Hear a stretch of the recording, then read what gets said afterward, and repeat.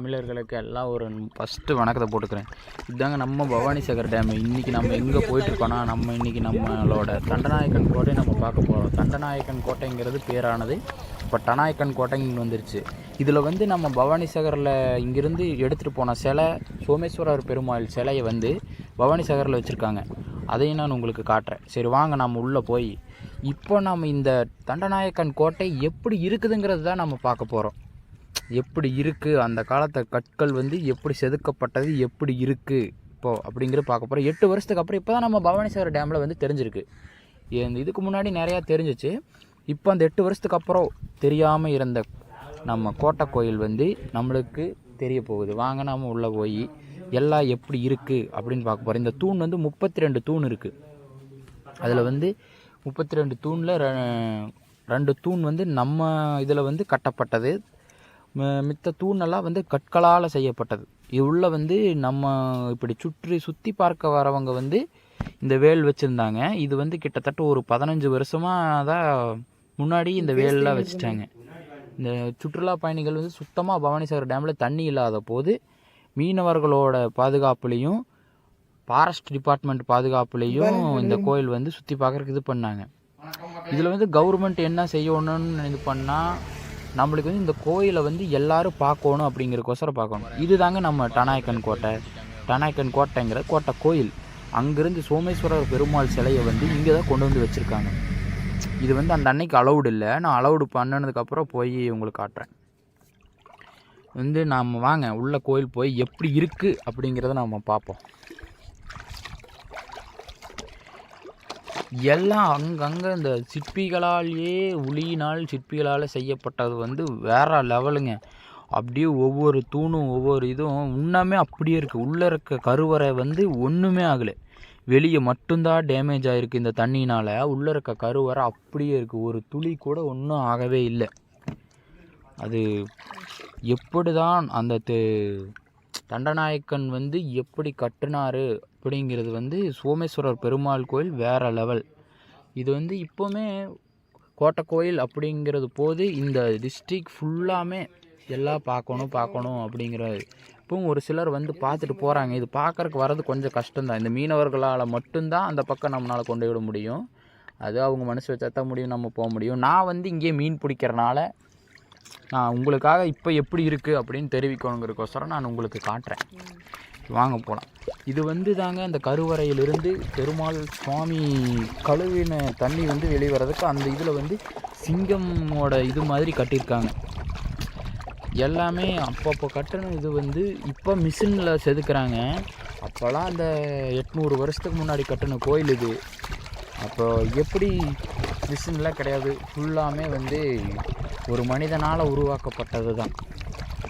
இது யாருனால் கட்டப்பட்டது அப்படிங்கிற போது வந்து நம் தண்டநாயக்கன்கிற 3 மகன்களால் தான் வந்து இந்த கோயில் வந்து பேராக வந்தது.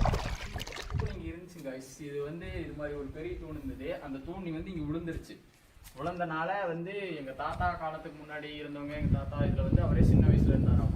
அப்போ வந்து இந்த தூண் வந்து இந்த கல் விரிசல் விழுந்தனால விழுந்துருன்னு சொல்லி இது நம்ம இதுவங்களே கட்டினாங்க. இது வந்து காரையெல்லாம் இல்லைங்க, இது வந்து சுண்ணாம்பு காரை.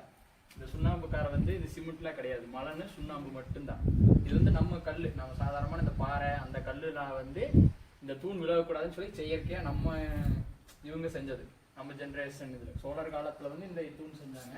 ஆனால் இந்த தூண் வந்து இங்கே விழுந்துருச்சுன்னு சொல்லி இது வந்து தூக்க முடியாமல் இது பண்ணிட்டாங்க. இந்த மண்ணுக்குள்ளே புதஞ்சிருச்சு. இப்போ இந்த மண்ணெல்லாம் வந்து தண்ணி வந்து முழுகுனனால காத்தடிச்சு தான் இந்த ஃபுல்லாக மண்ணாக இருக்குது. இல்லைன்னா இது வந்து சுத்தமாக வெறும் இதாக இருக்கும்.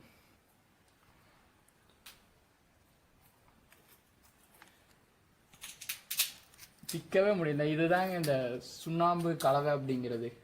இந்த சுண்ணாம்பு கலவையில் தான் இத்தனை இது இருக்குது. இந்த சுண்ணாம்பு கலவை வந்து இப்போ வரைக்குமே இது அப்படியே தான் இருக்குது. எத்தனை கோடி வருஷங்கள் ஆனாலும் சரி, எத்தனை வருஷம் ஆனாலும் நான் அப்படியே தான் இருக்கும், ஒன்றும் ஆகாது. தண்ணி அரிக்கிறனால மட்டும்தான் இது விழுகுதோ ஒழிய மித்த எந்த காரணத்தினாலும் இது விழுகிறது இல்லை.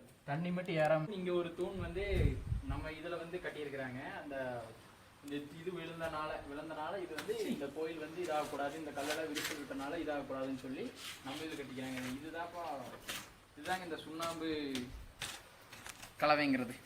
இதாக இருக்கான ஒட்டைக்கவும் முடியாது. இதுதான் சுண்ணாம்பு கலவை.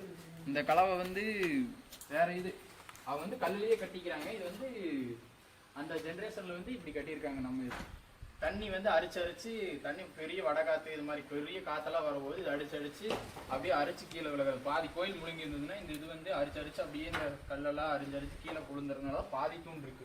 அப்பவுமே ஸ்ட்ராங்காக நிற்குது. இந்த இதுலேயே வந்து நான் அந்த கல்லில் கட்டினதை விட இவங்க கட்டினதும் ஒரு கொஞ்சம் அளவு ஸ்ட்ராங்காக நிற்கிது. அதனால தான் ஒன்றும் ஆகாமல் அப்படியே இருக்கு. இதில் வந்து நான் இது வந்து இது மாதிரி ஒரு தூண் வந்து இப்படி மேலே மறைக்கிறதுக்கு போட்டிருந்த வந்து இது கீழே விழுந்துருச்சுங்க. இது விழுந்ததில் வந்து இது ஒரு ரீசனான ஒரு டேஸில் தான் விழுந்திருக்குது. இது வந்து நான் சின்ன வயசுக்கு முன்னாடி எங்கள் அண்ணன் வந்து ஃபோட்டோவில் இதில் காட்டியிருக்கேன். அப்போல்லாம் இந்த தூண் விழுகலை. இதெல்லாம் வந்து இந்த காற்றுனால விழுந்தது தான். இது வந்து இந்த இது இப்படி சேக்காச்சுன்னா அந்த கல் சரிஞ்சு வந்து விழுகிறது தான். இப்போ வந்து இது மினிமம் இது ஒரு 2 டன் வரும்.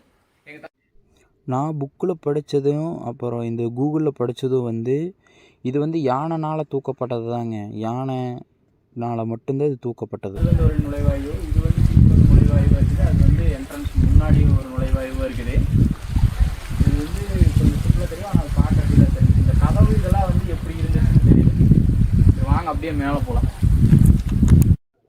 நம்ம பவானிசாகர் நீர்த்தேக்கத்தில் தாங்க இது இப்படி வேறு லெவலில் காட்சி அளிக்குது. இப்போது வாங்க அப்படியே நம்ம போகலாம்.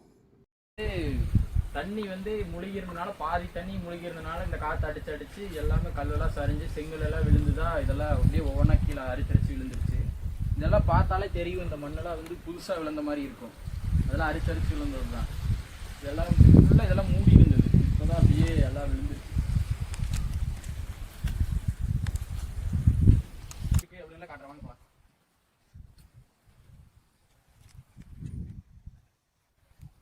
சரி நான் அப்புறம் கூப்பிட்றேன்.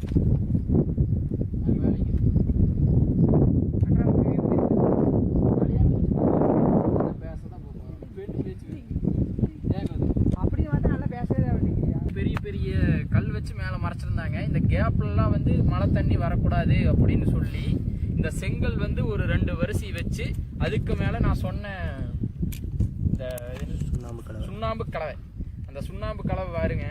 சுண்ணாம்பு கலவை இது கெட்டியா தெரியல, இது கெட்டியாக்குது பாருங்க. சுண்ணாம்பு கலவை வந்து இன்னமே அப்படியே இருக்கு. அது போட்டால் அப்படியே இருக்கும். அதுக்கு மேலே வந்து இந்த மாதிரி ஜல்லி எல்லாம் போட்டிருக்காங்க. இந்த ஜல்லி கூட சுண்ணாம்பு கலவை தான். இந்த ஜல்லி கூட இதெல்லாம் வந்து இந்த அந்த காலத்தில் சுத்திலேயே உடைச்சது.